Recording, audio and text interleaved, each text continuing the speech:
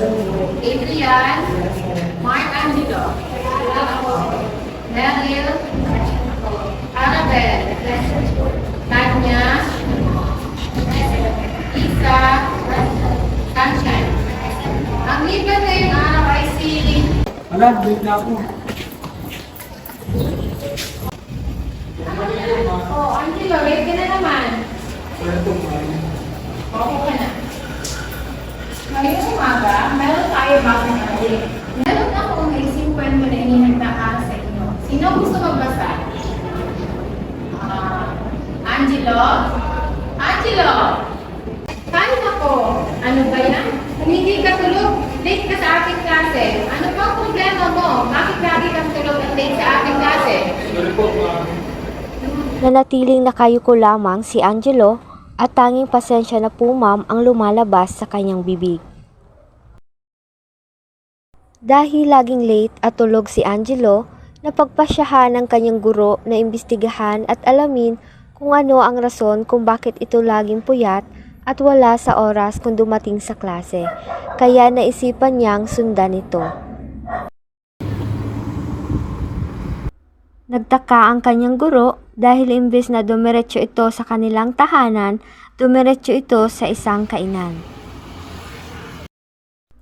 At doon nakita ng kanilang guro na nagtatrabaho pala ito pagkatapos ng klase hanggang hating gabi. Pagkatapos makita ng kanyang guro na ito pala ay may pinapasukang trabaho, bumisita din ito sa bahay nila Angelo upang makausap ang mga magulang nito. Kung ba naman sila si Mark Angelo sa Tay! Tay! May naghahanap ko kay Kuya! Sino po siya? Gandang araw po! Nice! Tay! Ako po ang guro ni Mark Angelo. Nice! Tay! Magandang araw po ulit sa inyo. Nandito po ako dahil gusto ko po sana kayong kausapin tungkol kay Angelo. Madalas po kasi siyang tulog at late sa ating klase. Kasi na po, ma'am. Siya naman po kasi ang nasa. Nagtapos ang klase niya. Bedridden ako. Hindi na po siya pwede magtrabaho. Opo, naunawaan ko ba ang niyo. Kaya lamang po, mas importante pa rin na makapagtapos siya sa kanyang pag-aaral. Tulungan na lamang natin siya upang turuan natin kung paano niya babalansihin yung kanyang oras sa pagtatrabaho at sa kanyang pag-aaral. Dahil ito ang magiging susi niya para makapaghanap siya ng magandang trabaho pagdating ng panahon. O, paano po na, Tay? Yun lang naman po yung sadya ko dito. Mauna na po ako. Salamat po sa isang oras. Kinabukasan, kinausap ng guro si Angelo. Angelo ha? Halika, ito ka muna at kakausapin kita. Kuha ka na ang upuan.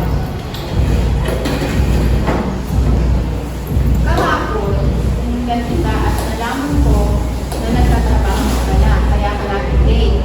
Gusto ko lamang maunawaan mo na mas importante pa rin ang pag-aaral kaysa sa pagtatrabaho.